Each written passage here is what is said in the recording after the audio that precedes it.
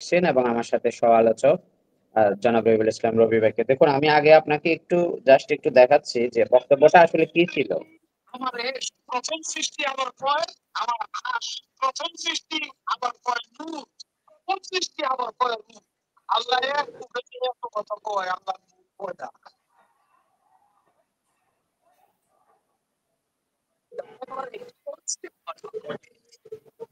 জি। শুনেছেন নিশ্চয়ই আপনি যে আসলে উনি যে কথাটা বললেন, তো এটা আমি মনে করি যে তিনি এককভাবে এই কথাটা তার স্বইচ্ছায় তিনি বলেন নাই। এটা যেকোনো একটা এজেন্ডা বাস্তবায়ন করার জন্য তিনি এটা করেছেন, যেহেতু আমাদের সামনে জাতীয় সংসদ নির্বাচন। এই মুহূর্তে বাংলাদেশের পরিস্থিতিকে একটা অস্থিতিশীল পরিবেশ সৃষ্টি করার জন্য আমি তো মনে করি যে উনাকে রিমান্ডে নিয়ে এটা সত্যতা যাচাই করার জন্য আর রাষ্ট্রকে এই ইন্টেরিয়র গভর্নমেন্টকে আমি আহ্বান জানাচ্ছি যে যে ধরনের কথা তিনি বললেন সেটা তো আমাদের আসলে মুখে নিতেও আমি মনে করি যে আমাদের গায়ের লোম শিউরে উঠে যে আসলে এই ধরনের কথা কোনো মুসলিম কোনো মানুষ বলতে পারে নাকি। অন্য ধর্মের কোনো লোকও তো আমি মনে করি যে এ ধরনের কথা বলবে না আমাদের মহান আল্লাহ রাব্বুল আলামিনকে নিয়ে। তো তিনি এটা সজ্ঞানে যেহেতু বলেছেন, তিনি পাগল না। আমার বিশ্বাস তিনি যে কোনো কারো এজেন্ডা বাস্তবায়ন করার জন্য উনি সজ্ঞানে এই কথাটা বলেছেন, যেন পরিস্থিতিটা খারাপ হয়, একটা বিরোধপূর্ণ অবস্থার দিকে যায়।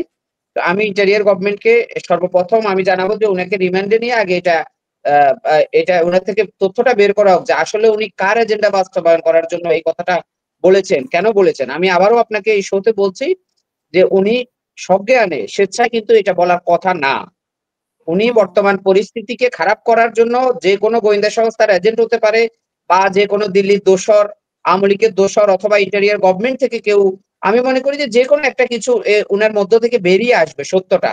কারণ উনি এই ধরনের কথা আসলে কোনো মানুষ বলতে পারে না। আরেকটা বিষয় দেখুন, উনি যেভাবেই এই কথাটা বলুক না কেন, আমি মনে করি যে সাথে সাথে উনাকে আইনের আওতায় নিয়ে সরকারের পক্ষ থেকে একটা শক্ত একটা স্টেটমেন্ট দেওয়ার কথা ছিল যে আসলে দিন শেষে তো ধরেন আমাদের বাংলাদেশে হচ্ছে যেখানে 80% মুসলিমের দেশ। তো সে দেশে এত বড় কথা ইসলামকে নিয়ে আল্লাহকে নিয়ে সে বলতে পারে একজন মুসলিম হয়ে। তিনি তো আসলে আমি মনে করি যে কাফির হয়ে গিয়েছেন। তিনি আল্লাহকে নিয়ে যা বলেছেন। তো এই ঘটনার পরে আমরা দেখতে পাচ্ছি যে অনেক কারো এজেন্ডা থাকলেও তো উনি বলার কথা না, মানে এজেন্ডা ফুলফিল আমি করার। সেটাই তো বললাম যে আমি তো আপনাকে রিপিট করলাম যে উনি সজ্ঞানে তো এটা বলার কথা না। এখন উনি কোন প্রলোভনে পড়ে কার এজেন্ডা বাস্তবায়ন করতে গিয়ে এই ধরনের আত্মঘাতী সিদ্ধান্ত নিয়েছেন, তো এটা আমার মনে হয় উনিই ক্লিয়ার করতে পারবেন। আরেকটা বিষয় দেখুন, উনাকে এই গ্রেফতার করার পরে আমরা দেখছি যে কিছু বাউল সন্ন্যাসী নাম ব্যবহার করে ধরেন কিছু উগ্রপন্থী এবং মাদকসেবী তারা এই ব্যানার ইউনের মুক্তি চাচ্ছে। এবং আমাদের বাংলাদেশের যে একজন এই ধরেন যাকে তাত্ত্বিক গুরু বলা হয় যে ফরাদ মাজার সাহেব, উনি আজকে যে কথাগুলো বলেছেন, আমি মনে করি যে উনি বাংলাদেশের মুসলমানের হৃদয়ে রক্তক্ষরণ করেছেন। উনি সবার কাছে ক্ষমা চাইতে হবে, ফরাদ মাজারকে প্রকাশ্যে ক্ষমা চাইতে হবে। উনার বক্তব্যের জন্য উনার এই বক্তব্য উনি প্রত্যাহার করতে হবে। এই আবুল সরকারের তো আমরা জীবনে কখনো নামও শুনি নাই। তিনি কোথায় এই জুলাই অভ্যুত্থানে ভূমিকা রেখেছে, ফরহাদ মাজারের সাথে সাথে একেবারে সব প্রোগ্রামে ছিল, স্বৈরাচার বিরোধী আন্দোলনে, বৈষম্য বিরোধী আন্দোলনে, আমরা তো কোথাও দেখি নাই। আপনি বড় একটা শো পরিচালনা করেন, আপনি কোথাও দেখছেন কিনা আমি জানি না, বা এর আগে আপনি এই নামটা শুনেছেন কিনা। তো সেখানে তিনি এই ধরনের কথাবার্তা বলার জন্য আমি মনে ছিলেন তা আপনারাও তো দেখেন নাই, আমরাও দেখি নাই। তারপরে মনিরুল ইসলাম রবি ভাই উনি অবশ্যই বলবেন যে উনি রাজনীতিবিদ, ওনারা দেখেছেন কিনা। আমরা তো কখনোই ওনার কথা শুনি নাই কেউই। আপনিও শুনেন নাই, আমিও শুনি নাই। না, সেটাই বলছি আমি। এখন ফরহাদ মাজার সাহেবকে ক্লিয়ার করতে হবে যে তিনি কোথায় তার সাথে আন্দোলন করেছে। ইসলাম ধ্বংস করার জন্য, নাস্তিকতাবাদ ছড়ানোর জন্য এগুলো করেছে, কি করেছে সেটা ফরহাদ মাজার সাহেবকে বলতে হবে, জাতির সামনে তার বক্তব্য প্রত্যাহার করতে হবে, ক্ষমা চাইতে হবে।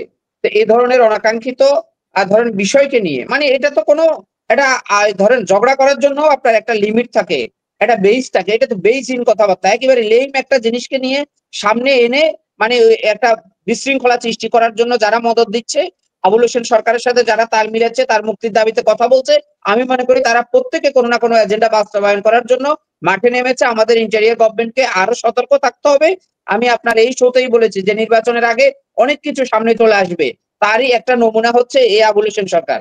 কোথায় বাউল কোথায় কি, এরা সারাদিন হচ্ছে এই ধরেন অরিজিনাল সত্যিকার অর্থে যারা বাউল, আমরা যাদের নাম শুনেছি দীর্ঘদিন ধরে, সেই বাউল শিল্পীরা হচ্ছে এটা একটা শিল্প। এখন আমরা দেখতে পাচ্ছি যে এই বাউল শিল্পীদের নাম ব্যবহার করে মাদক সেবন করে, গাঁজা সেবন করে, এই মানে আপনার চলাফেরা হচ্ছে উচ্ছৃঙ্খল তাদের, এই তাদেরকে নিয়ে হচ্ছে এখন এত মাতামাতি কেন হবে? এটা আমি মনে হয় যে এটার এই সবার কাছে এটার মুখোশটা উন্মোচন করতে হবে যে সত্যিকার অর্থে কারা বিরোধ সৃষ্টি করতে চাচ্ছে, এবং যারা যারা বলছেন যে আসলে তাদেরকে আমি মনে করি যে তারা যখন মানববন্ধনে দাঁড়িয়েছে তাদের প্রত্যেককে গ্রেপ্তার করা উচিত ছিল রাষ্ট্রের, কারণ তারা সেন্টিমেন্টে আঘাত করেছে, তারা বাংলাদেশের প্রত্যেকটা মুসলিমের হৃদয়ে রক্তক্ষরণ করেছে। তো রাষ্ট্র তো কোনো ব্যবস্থা, আমরা দেখছি যে জনগণ তাদেরকে ধাওয়া দিয়ে কাউকে মারছে, কাউকে পুকুরের মধ্যে ফেলে দিচ্ছে, সেখানে আইন শৃঙ্খলা বাহিনী নির্লিপ্ত, পুলিশ সেখানে দাঁড়িয়ে আছে, তিনি কোনো কিছুই বলছেন না। তো এটা একটা রাষ্ট্র এইভাবে চলতে পারে না। এটা তো কোনো আইয়ামে জাহিলিয়াত না যে আপনি যা তা বলবেন, আপনার মুখে যাই আসবে তাই বলে দিবেন। আমি তো মনে করি যে উনি যে কাজ করেছে, আবুল হোসেন সরকারকে আইনের আওতায় এনে উনাকে ফাঁসি দেওয়া দরকার, যে উনি এই ধরনের কথাবার্তা কেন বলেছেন, যেটা প্রত্যেকটা মুসলমানের হৃদয়ে রক্তক্ষরণ হয়েছে। আবার উনার পক্ষে এখন যারা কথা বলছেন, আমি মনে করি তাদেরকেও গ্রেপ্তার করে আইনের আওতায় আনা উচিত, যেহেতু এটা একটা ধর্মীয় বিষয়। দিন শেষে আমরা ধরেন আসলে মুসলমানরা তো আমরা একটা জায়গায় আমাদের উইক পয়েন্ট আছে, আমি বলবো মুসলমান না, প্রত্যেকটা ধর্মাবলম্বী আপনি যদি তার ধর্মকে নিয়ে, তার ধর্মের চর্চাকে নিয়ে, তার ধর্মগুরুকে নিয়ে যদি আপনি বাজে মন্তব্য করেন, আপনি যদি বেপাস কথা বলেন, তাহলে ওই ধর্মের প্রত্যেকটা মানুষের গায়ে লাগবে। এখানে শুধু আলেম সমাজ না, শুধু রাজনৈতিক দল না, প্রত্যেকটা বাংলাদেশের যতগুলো মুসলিম আছে, আমার নিশ্চয়ই মনে হয় যে আপনিও খুব ব্যথিত হয়েছেন যে আসলে এই ধরনের ঘটনা 5ই আগস্টের পরে বাংলাদেশে কারা ঘটাচ্ছে।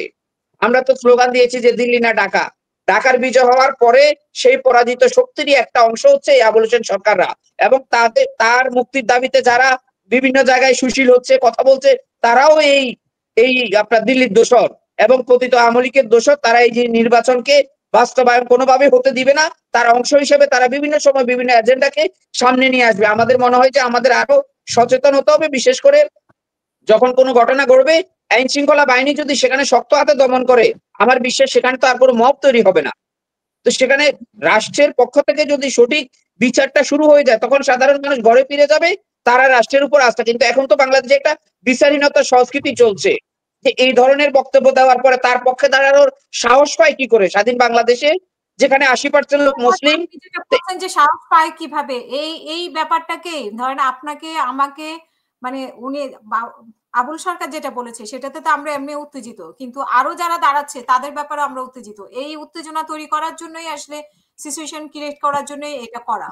তো এখন তো মানে এটাকে মানুষ চুপ করে থাকতে পারবে না, আবার এটা নিয়েও ইয়েও করতে পারবে না।